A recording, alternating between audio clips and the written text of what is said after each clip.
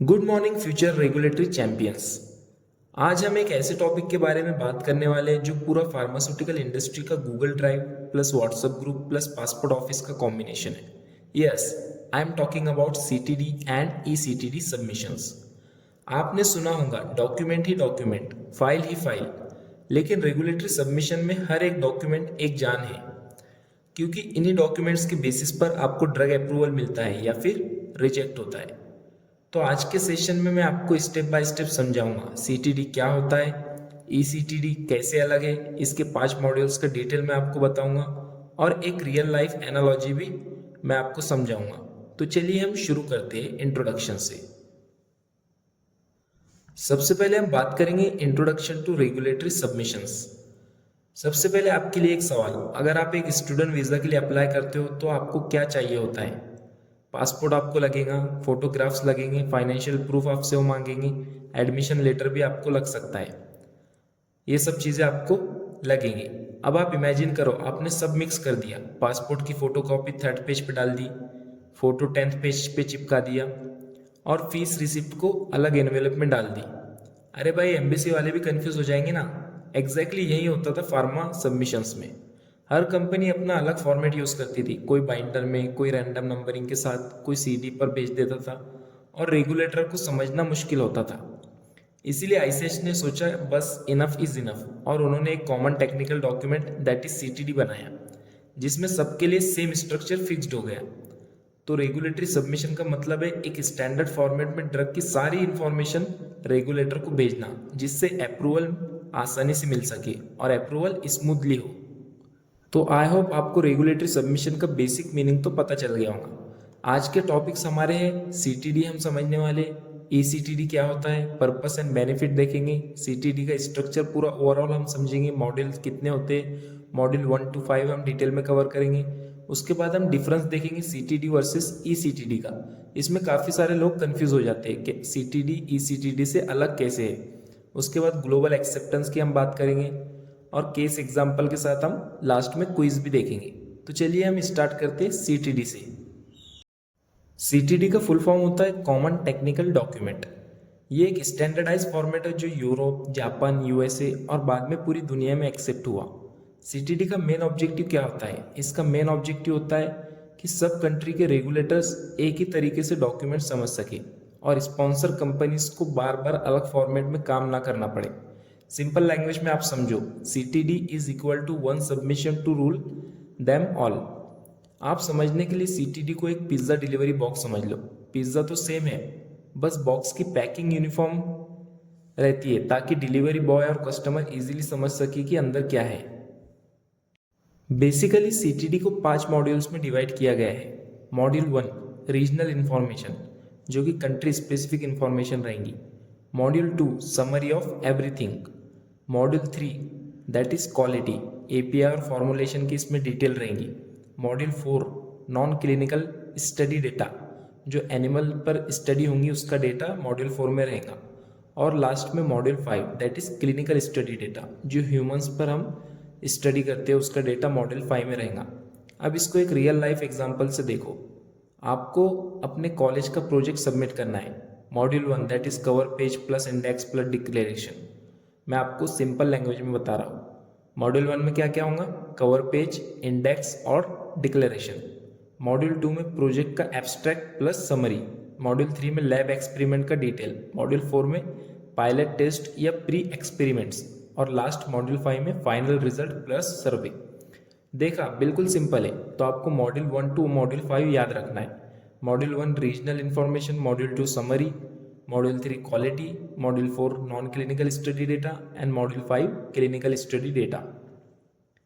अब हम एक एक मॉड्यूल को डिटेल में समझते हैं। So module 1 that is regional information.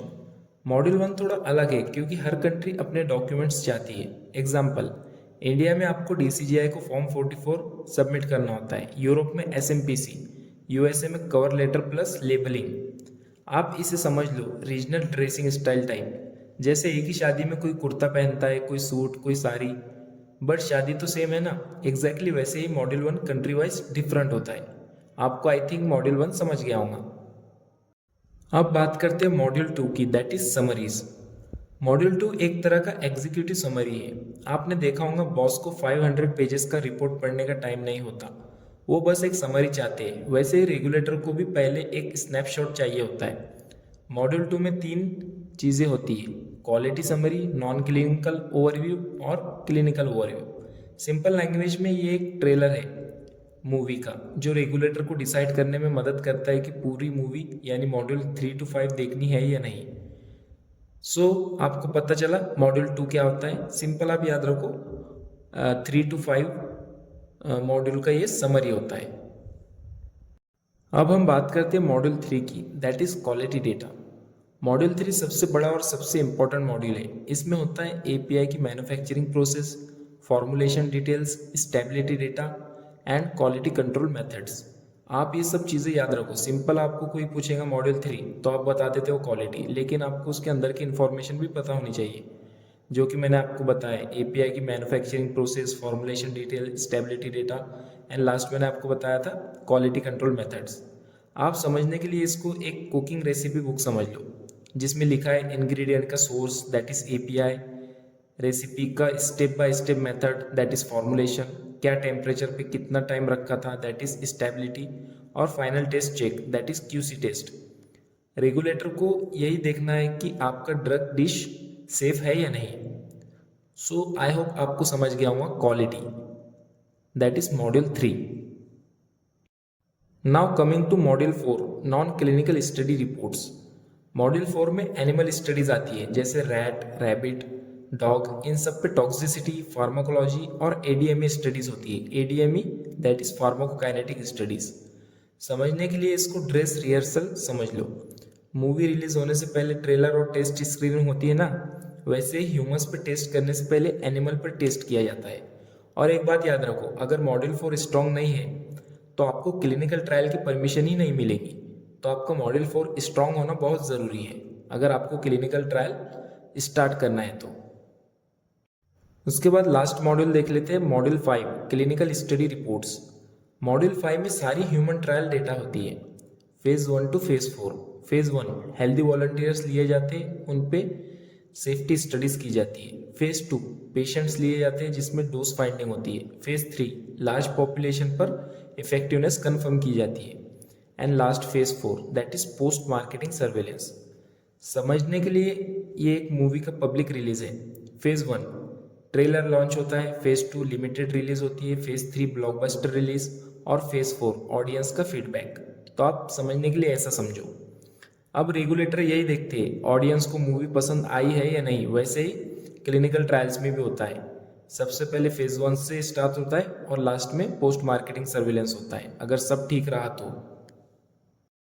अब बात करते हैं ईसीटीडी की। ईसीटीडी का मतलब होता है इलेक्ट्रॉनिक कॉमन टेक्निकल डॉक्यूमेंट, यानी वही 5 मॉड्यूल्स लेकिन पेपर की जगह एक डिजिटल फॉर्मेट में XML बैकबोन के साथ। समझने के लिए आप ऐसा समझो, सीटीडी होता है हार्ड कॉपी बुक और eCTD e book type, electronic book type.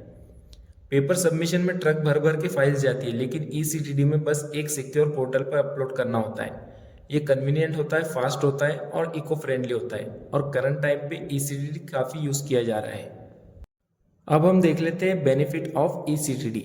ईसीटीडी के काफ़ी बेनिफिट होते हैं, easy navigation, quick review for regulators, life cycle management, update easily track हो जाती है, एंड एनवायरनमेंट फ्रेंडली। आप इसे एक सिंपल एनालॉजी से समझो, सीटीडी इज इक्वल टू शादी का album that is physical photos and eCTD is equal to Google Photos. आपको मैंने समझाने के लिए एग्जाम्पल दिया। रेगुलेटर्स को भी इजी पड़ता है और कंपनीज का भी काम फास्ट हो जाता है। अब हम देखते हैं ECD life cycle management. ECD का सबसे बड़ा एडवांटेज है लाइफ साइकिल मैनेजमेंट। मान लो आपने एक एप्लीकेशन दिया और बाद में आपको लेबलिंग अपडेट करना है या कोई डेटा ऐड करना है, तो आपको पूरी एप्लीकेशन दोबारा सबमिट नहीं करनी पड़ेगी, बस एक सीक्वेंस अपडेट अपलोड करना होता है। समझने के लिए जैसे आप व्हाट्सएप ग्रुप में एक मैसेज एडिट कर देते हो इंस्टेड ऑफ पूरी चैट डिलीट करके दोबारा लिखना, वैसे ही ईसीटीडी में एक इंक्रीमेंटल अपडेट पॉसिबल है। तो इसका बहुत बेनिफिट है और अभी काफ़ी ज़्यादा यूज़ होता है ईसीटीडी। अब एक डिफरेंस देख लेते हैं CTD versus eCTD. CTD paper based बल्कि और slow updates and ECTD digital compact और इजी अपडेट्स। समझने के लिए आप समझो CTD is equal to Nokia phone and ECTD is equal to iPhone. दोनों को काम सेम है, कॉल करना यानी ड्रग अप्रूवल के लिए सबमिशन करना, लेकिन एक में आपको स्नैक गेम खेलने को मिलता है और दूसरे में आप PUBG खेल सकते हो। तो आपको बेसिक डिफरेंस तो समझ गया होगा दोनों का। Now coming to global acceptance of CTD versus ECTD। आज के डेट में CTD और ECTD ग्लोबल स्टैंडर्ड बन चुके हैं। USA, Europe, Japan, Canada, Australia, Switzerland सब अडॉप्ट कर चुके हैं। इंडिया में भी अभी ग्रेजुअली ECTD अडॉप्ट किया जा रहा है। मतलब अगर आप एक ही फॉर्मेट में आपके सबमिशंस बना लेते हो तो आप मल्टीपल कंट्रीज में सबमिट कर सकते हो। एक तरह से ये एक इंटरनेशनल ड्राइविंग लाइसेंस जैसा है, एक ही डॉक्यूमेंट मल्टीपल जगह वैलिड होता है। नाउ केस एग्जांपल देख लेते हैं। A company developing a new oral tablet of drug X submits a CTD। मैंने यहाँ पे मॉड्यूल 1 to 5 ब्रेक डाउन दिया है इस एग्जांपल को कंसिडर करके। मॉड्यूल 1 में क्या इन्फॉर्मेशन रहेगी? Indian CDSU application form plus labelling information. India में जो भी एप्लीकेशन फॉर्म यूज होता है प्लस उसके साथ लेबलिंग इन्फॉर्मेशन इस मॉड्यूल में कंसिडर की जाएंगी। मॉड्यूल 2 में summaries of quality, safety and efficacy that is effectiveness. Module 3 में मैन्युफैक्चरिंग डिटेल, आपको मैंने डिटेल में इससे पहले बताया मॉड्यूल 3 की मैन्युफैक्चरिंग डिटेल इसमें आएगी, API, स्टेबिलिटी एक्सेट्रा। मॉड्यूल 4 में pre clinical studies that is animal pharmacology plus toxicology reports. Module 5 में clinical studies report that is phase 1 to phase 3 clinical trial, जो भी जितना भी डेटा रहेगा वो मॉड्यूल 5 में रहेगा।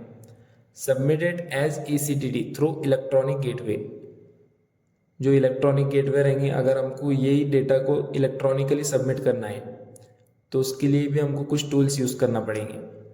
तो ये था एक केस एग्जांपल। सो फ्रेंड्स, आज हमने देखा कि रेगुलेटरी सबमिशन का स्ट्रक्चर कितना ऑर्गेनाइज्ड है। CTD एक ग्लोबल फ्रेमवर्क है जो 5 मॉड्यूल्स में डिवाइडेड है। ECTD ने इस प्रोसेस को डिजिटल बना दिया जिससे फास्ट, इजी और इको फ्रेंडली सबमिशन हो रही है। आप अब अगर कोई इंटरव्यू में जा रहे हो सो ये प्रिपेयर कर लो what is CTD and what is ECTD, इन दोनों के बीच का डिफरेंस क्या है। तो आप कॉन्फिडेंटली ये सब जितना मैंने आपको बताया वो बोल सकते हो, और अगर थोड़ा ह्यूमर ऐड करोगे तो सामने वाला भी इम्प्रेस हो जाएगा। बस याद रखो रेगुलेटरी अफेयर में डॉक्यूमेंट्स ही सब कुछ है। अगर आप डॉक्यूमेंट ऑर्गेनाइज करना सीख गए तो आप हाफ बैटल जीत गए। लास्ट में मैंने एक क्विज दिया है, उसको सॉल्व करना मत भूलना और उसके आंसर मुझे कमेंट करके बताओ। और मिलते हैं हम अपने नेक्स्ट वीडियो में, तब तक के लिए टेक केयर एंड बाय।